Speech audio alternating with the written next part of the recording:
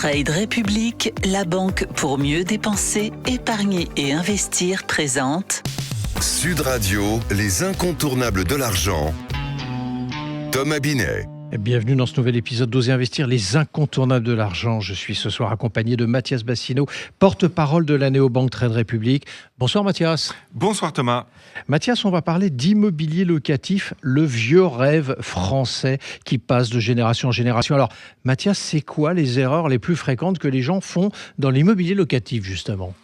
Alors c'est vrai que c'est un phénomène qui a pris une ampleur absolument considérable depuis une quinzaine d'années dans notre pays, puisque au-delà de l'immobilier locatif classique, l'immobilier de courte durée, les locations de courte durée meublées se sont énormément développées. Et on a vu effectivement beaucoup d'erreurs être faites. La première, la plus importante, c'est de sous-estimer les coûts réels. Parce que quand on fait de l'immobilier locatif, la question qu'on se pose, c'est le rendement. C'est-à-dire combien vous dépensez pour être propriétaire du bien immobilier, combien le loyer que vous allez percevoir vous rapporte, quel rendement ça fait par rapport à l'investissement que vous avez consenti. Mais il y a plein de coûts invisibles, ou en tout cas de coûts que beaucoup de gens n'anticipent pas. Le plus évident, les frais de notaire, c'est 2 à 8% du prix selon l'ancienneté du bien. Bien sûr. Mais aussi les frais d'agence potentiellement, sur l'agent immobilier, de 3 à 10% du bien. On a aussi les travaux de rénovation, les mises aux normes. On pense à l'électricité, au plomb, aux termites. Le fameux DPE. Le DPE, les performances énergétiques. Et puis vous avez aussi les dépenses récurrentes dont il faut tenir compte. La taxe foncière, les charges de copropriété quand vous êtes en copropriété, l'assurance du propriétaire non occupant, les frais de gestion locative parfois, et puis bien sûr les risques de vacances locatives, c'est-à-dire les mois où vous n'avez pas de loyer parce qu'il n'y a pas de locataire. Enfin, l'entretien et les réparations à la charge du propriétaire, on peut compter jusqu'à 1 à 2% de la valeur du bien par an. Donc en fait, un bien qu'on a acheté 200 000 euros, il ne suffit pas de prendre 200 000 euros, de mettre le loyer qu'on va toucher dessus pour connaître la vraie rentabilité. Il faut tenir compte des frais initiaux, des travaux, des charges annuelles de l'ordre de 4 000 euros par an à peu près.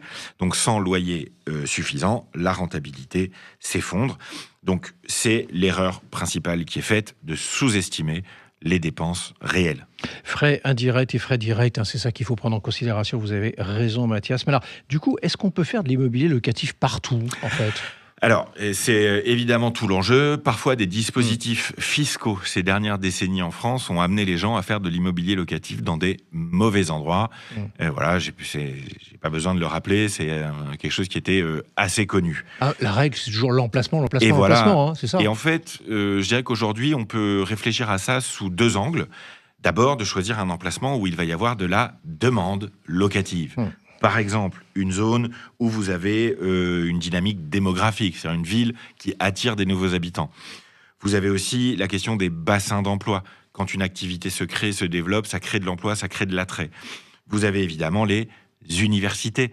Donc tout ça, c'est des indicateurs d'endroits où vous avez le plus de chances d'avoir des locataires. Mais attention, il ne faut pas non plus choisir un endroit où il y a trop de concurrence, trop de compétition. Donc c'est vraiment essentiel l'endroit. Et de nos jours, il faut rajouter une autre dimension à l'emplacement, c'est la question de l'encadrement des loyers, puisqu'il y a des villes où les loyers sont encadrés, ça peut limiter le rendement de votre investissement locatif. Donc c'est les 3 vraiment critères à prendre en compte. Est-ce que je vais avoir beaucoup de concurrence ? Est-ce que je vais avoir de la demande ? Et est-ce que mes loyers seront encadrés ou non ? Alors, effectivement, c'est beaucoup d'informations que vous nous délivrez, mais est-ce qu'il y a un ultime conseil, malgré tout, encore à apporter à nos auditrices et nos auditeurs qui voudraient se lancer, et juste avant de faire ce grand saut, un conseil de votre part ? Il y a un conseil plus personnel, c'est qu'évidemment, il faut aimer ça. C'est-à-dire que c'est quand même mieux d'aimer et d'apprécier, entretenir un bien immobilier, faire des petits travaux, avoir une relation avec son locataire. Ça prend du temps malgré tout, donc il faut quand même aimer faire ça un minimum, sinon on est un propriétaire désagréable. On en a tous eu au moins un dans la vie, c'est pas formidable. Mais le vrai conseil qu'on peut donner, c'est surtout sans doute de regarder les garanties offertes par le locataire. Chaque année, vous avez 160 000 contentieux liés à un locataire qui ne paye pas. On estime en France que plus de 3% des loyers ne sont pas payés chaque année. Ça monte même à 6% pour les particuliers qui gèrent eux-mêmes les locations. Les procédures sont encore aujourd'hui assez difficile pour récupérer les loyers impayés ou expulser quelqu'un qui ne paierait plus son loyer. Donc la garantie qui est proposée par le locataire est un élément absolument essentiel. Il existe aussi des dispositifs d'assurance sur les loyers qui peuvent être intéressants.